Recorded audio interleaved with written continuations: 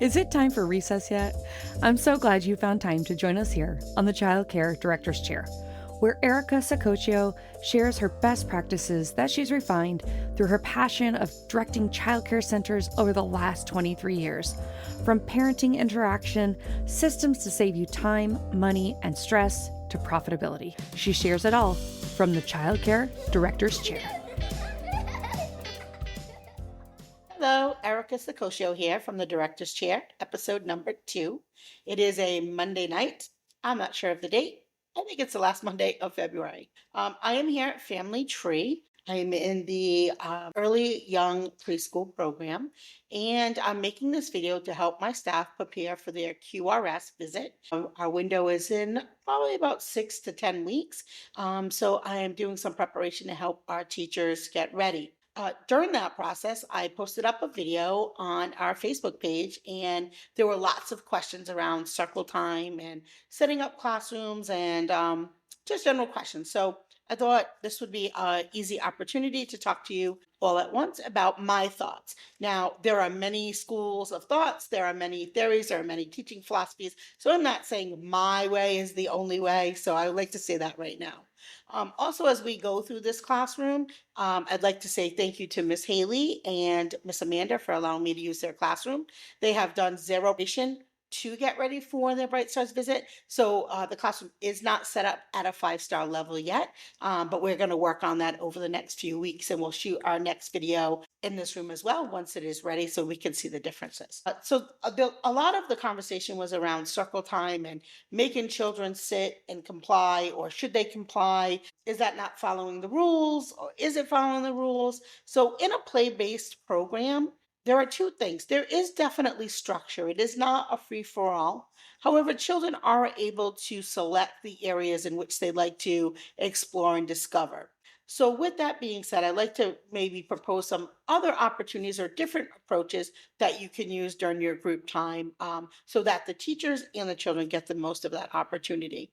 One of the first opportunities or ways that you may be able to do this is, instead of calling a group of 18 children to the carpet to do a story or to do group time as one big group, you could perhaps split the group in half and do 9 and 9. There's many ways you could do that. You could do that based on their interest level or activity level or academic level. So if you have some children who are really interested and engaged in circle time most of the time, maybe you could perhaps have that group come and do a little bit more of a traditional type of circle time.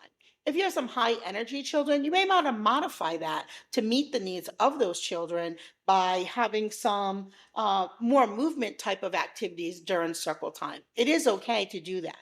Ultimately, what you want to look at is, what is the learning goal? What do you want your children to get from group time? And sometimes, if the learning goal is to just have children learn the skill to have patience, to sit, to wait, to take turns, there are ways to do that. If your learning goal is to teach children, what day of the week or numbers, etc., then you could do that in a different setting.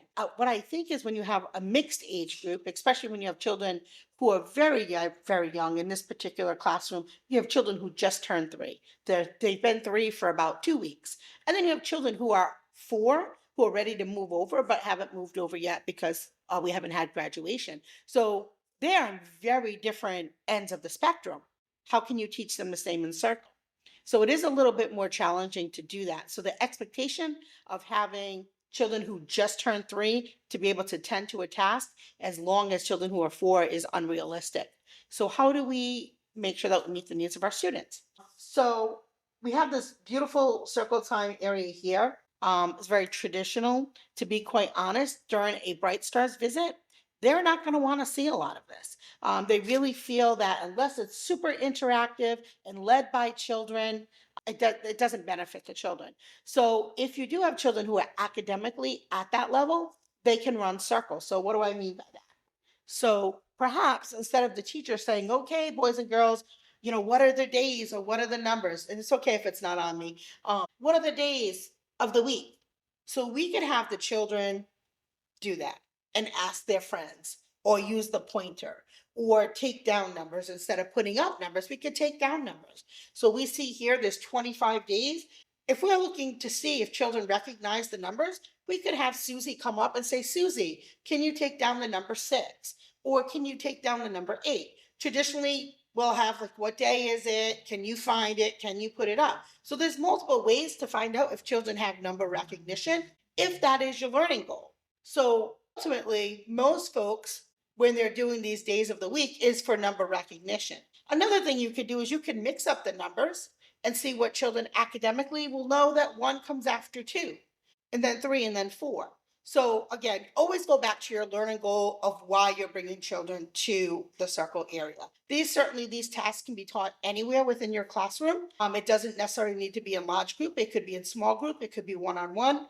So just think about the children in your classroom and their age gaps. So I know that for some teachers was a big question about, well, what do I do? I've got 3 kids over there and they're not paying attention to circle, and letting them be over there. That's like not fair to these kids here. So again, think about what it is that you're doing. So there are 2 of you in your teaching team. So if you wanted to break them up, you could have 9 at this section and do something here while the other teachers is doing something there. Another thing you can do is, if you're a strong lead and you could run a circle for maybe 14 kids, you don't necessarily have to take them that way, but you could say, today Miss Erica is going to read a story. If you'd like to hear the story, come to the carpet. That's how we do that. So maybe only 12 kids come to the carpet, and the other 2 options are Miss Haley's going to be at the table and she's going to have coloring and puzzles out. 2 quiet activities that would not disturb the circle time, but those children are engaged and have learning opportunities as well as these children. So my point is, it doesn't matter whether we're doing number recognition here, or if we're doing it in math, or if we're doing it in art. Really, group time is the time to come together and talk and share. It isn't necessarily about learning these things here. So I wanted to make sure that teachers really understood that. In a play-based program, this is not the only place where the learning takes place. So that's my thoughts on circle time and children either attending circle time or not attending circle time. To be quite honest, if the children aren't ready for that task or aren't interested in that task, we find a different way to teach what we need to teach, just using different methods and meeting the kids where they're at. So hopefully that will give you a little bit more insight. I would love to have more questions from you, feedback. Feel free to come up and talk to me at any of the centers. But again, getting ready for Bright Stars, they are not going to want to see a 20-minute circle time. And in toddler rooms and infant, well, obviously not infant room, but in a toddler room, forget about it. 5 minutes max, and it should be moving around, finger plays, and songs. But today I'm talking about preschool because this is where I spent most of my time. So again, think about what is a learning goal? What do we want children to learn? For me, group time is more about communicating with each other and talking, sharing. Tell me about your weekend.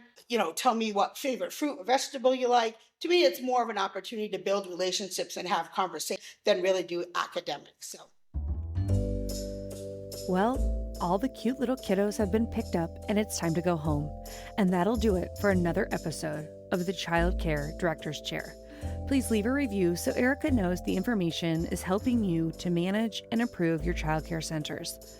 Remember to subscribe to get the latest episode from Erica's Childcare Directors Chair.